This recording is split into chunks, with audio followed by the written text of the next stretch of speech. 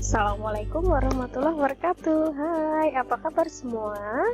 Berjumpa lagi dengan Bumi ya dalam materi Bahasa Indonesia. Di hari ini kita akan belajar menyajikan peta konsep dari isi buku fiksi ataupun buku non-fiksi. Apa sih itu peta konsep?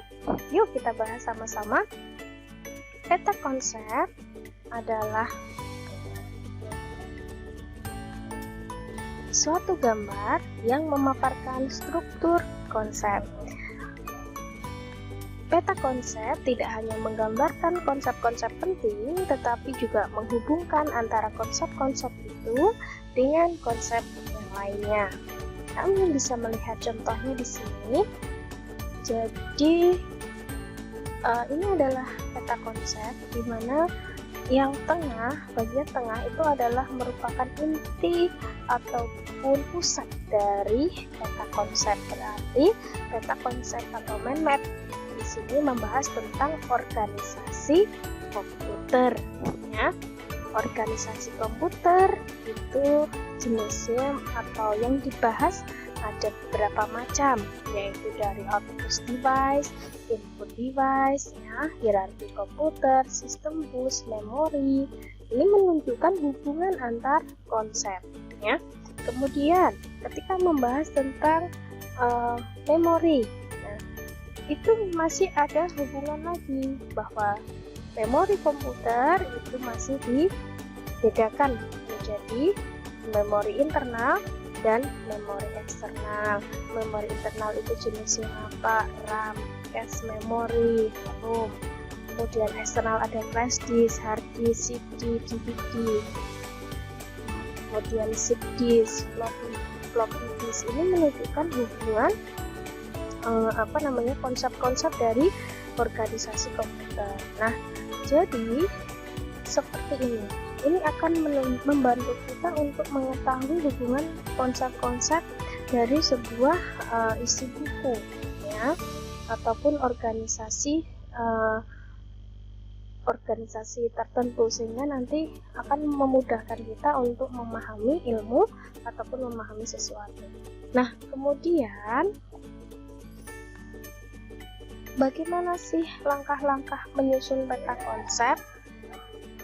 Yaitu yang pertama, kalian harus mengidentifikasi ide utama ya.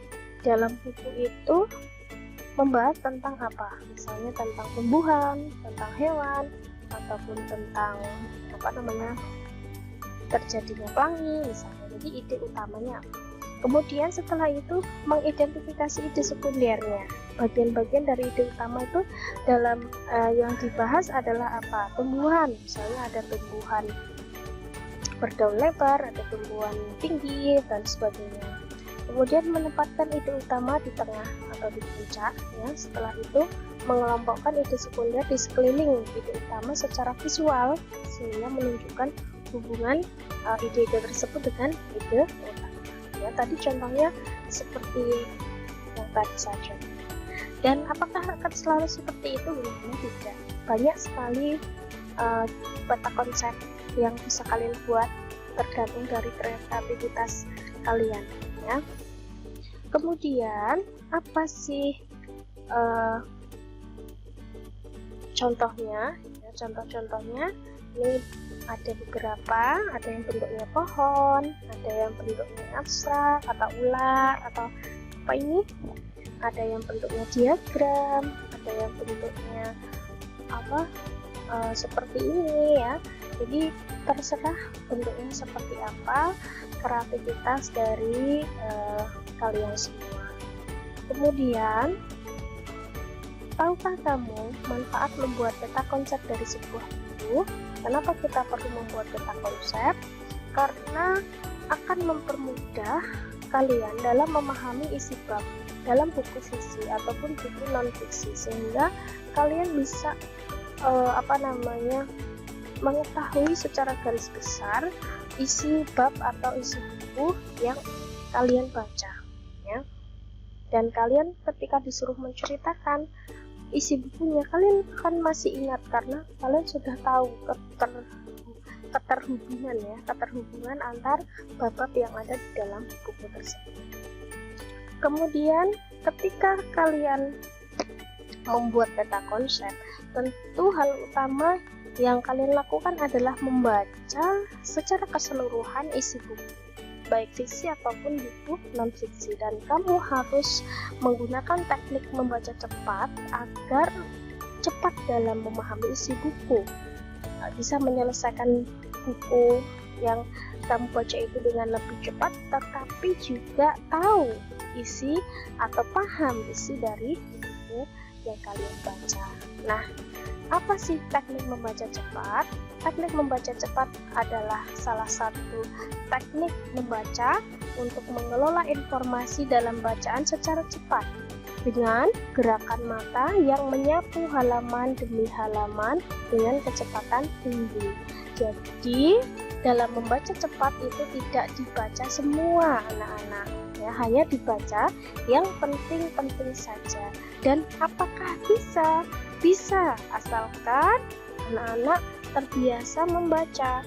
Kalau baru pertama kali membaca, langsung disuruh membaca cepat, biasanya belum bisa. Artinya bisa, tetapi tidak paham apa yang isi dari buku tersebut. Ya, jadi harus banyak latihan, dan setiap orang itu kemampuannya beda-beda dalam mempraktekkan teknik membaca cepat ini. Jadi harus semakin dia berlatih, semakin dia sering membaca, maka kemampuannya akan semakin cepat menangkap isi buku.